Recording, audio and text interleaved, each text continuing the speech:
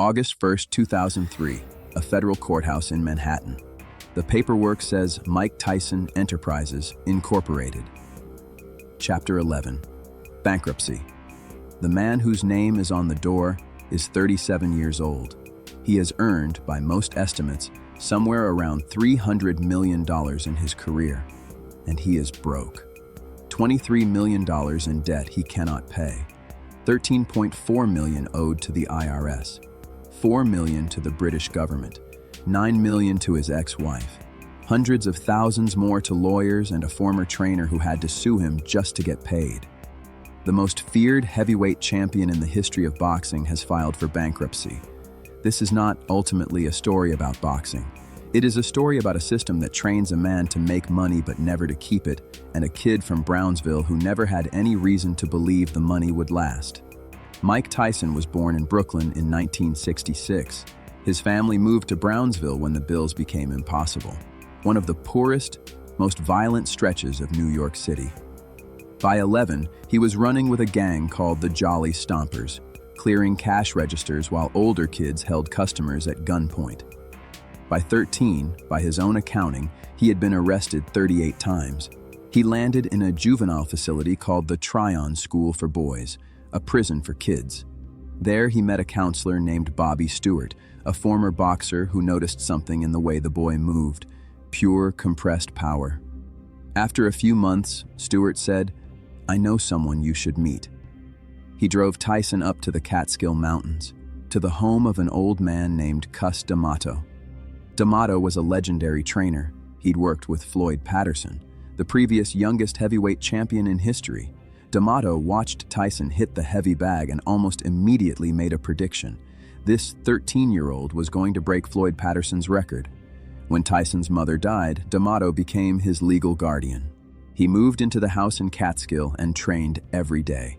D'Amato gave him a style, the peekaboo defense, hands high, head always moving, and a philosophy, the body is a weapon, fear is fuel. For Tyson, who had grown up with no father and a mother who couldn't protect him, D'Amato was the first adult who told him he was going to be someone. In 1985, before the title, before any of it, Cus D'Amato died. Tyson kept training, but the only person he was ever truly afraid of was already gone. November 22, 1986, Las Vegas. Tyson, 20 years and 4 months old, walks into the ring against WBC heavyweight champion Trevor Berbick. The fight lasts 5 minutes and 35 seconds. Berbick goes down 3 times. The third time his legs don't work, he falls into the ropes. Mike Tyson is the youngest heavyweight champion in the history of boxing. D'Amato's prediction is true. The money starts immediately. By the late 1980s, Tyson had earned over $100 million before turning 25, the highest paid athlete in the world. He bought Bentleys, Rolls-Royces, gave most of them away. He bought mansions. And then, more famously, he started collecting tigers, 3 Bengal tigers, Boris, Storm, Kenya, roughly $70,000 each, $250,000 a year to feed them. When Kenya attacked a trespasser, another $250,000 in legal settlement. It was, by his own admission, the part that made sense to him. In February 1988, Tyson married actress Robin Givens. The marriage lasted 8 months. In September, Givens sat next to him on national television. Barbara Walters, 2020, 23 million viewers. She used the word torture. She said, "Pure hell."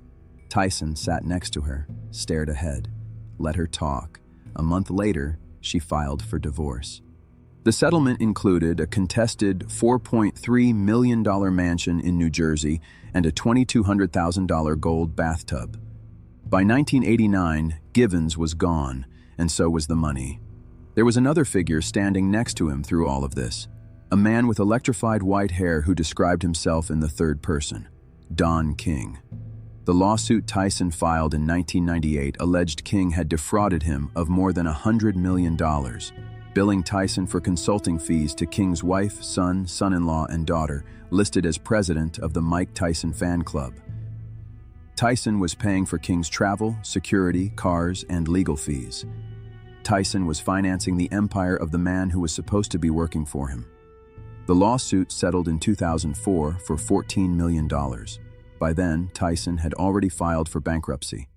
The $14 million went straight to creditors. He never saw a dime. Then there was Indianapolis, July 1991, a Miss Black America pageant. An 18-year-old contestant named Desiree Washington, a hotel room, one of the most contested criminal cases of the decade. On February 10, 1992, a jury found him guilty. He served 3 years at the Indiana Youth Center. He converted to Islam. He read Mao, Machiavelli, Hemingway. He came out in March 1995 and spent his first 3 years free running through $4.5 million on cars, another $400,000 on pigeons and big cats. He bought a 51,000 square foot mansion in Connecticut and installed a private nightclub inside called Club TKO. He bought a second mansion in Ohio with tiger cages built in. The money came in. It went out faster. June 28, 1997, Las Vegas. The rematch with Evander Holyfield, the man who had stopped Tyson in the 11th round 7 months earlier.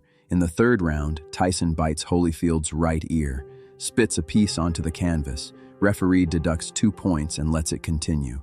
Moments later, Tyson bites the other ear. Fight over, disqualified, license revoked, $3 million fine. This is the moment the world stops watching Tyson as heir to Joe Louis and starts watching him as something closer to a circus. The aura, the terrifying aura at the center of his commercial value, is broken. By the early 2000s, the IRS letters go unanswered, mansions foreclosed, cars repossessed, Kenya and the tigers sent to a sanctuary. He can no longer afford to feed them. August 1st, 2003, Manhattan, $23 million in debt, $13.4 million to the IRS, $9 million to ex-wife Monica Turner, $800,000 to a former trainer who sued him to get paid. The Connecticut mansion sold, the Ohio mansion abandoned, swimming pool full of leaves, tiger cages rusting in the yard. What was left was the name, just the name. But Tyson didn't stop in 2003. In 2009, Todd Phillips put him in a 90-second scene in The Hangover, singing Phil Collins, punching Zach Galifianakis. The movie made $460 million. The cameo reintroduced him as something unexpected, funny, self-aware, somehow lovable. In 2012, a one-man Broadway show directed by Spike Lee, Undisputed Truth. A man alone on a stage, talking about all of it. In 2018, a podcast, Hotboxin' with Mike Tyson, tens of millions of listens. A cannabis company, a 2024 fight against Jake Paul. He is, in his late 50s, solvent again, doing work he never had to do when the money was unlimited. Boxing is a system. The promoter takes a percentage. The network, the casino, the lawyers, everyone takes a cut. The fighter gets money in giant, unpredictable bursts. One night, $20 million, and then nothing. The system is exquisite at extracting revenue from a fighter at peak. It is terrible at teaching him what to do once the money lands. Cus D'Amato taught Tyson to throw a left hook, to slip a punch, to channel fear. He could not teach him how to keep $300 million from disappearing.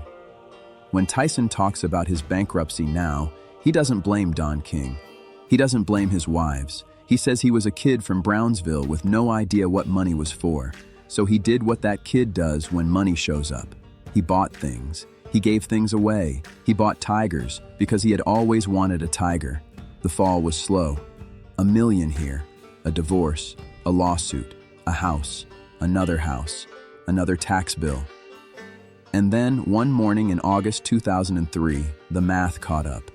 He had earned $300 million. He had nothing.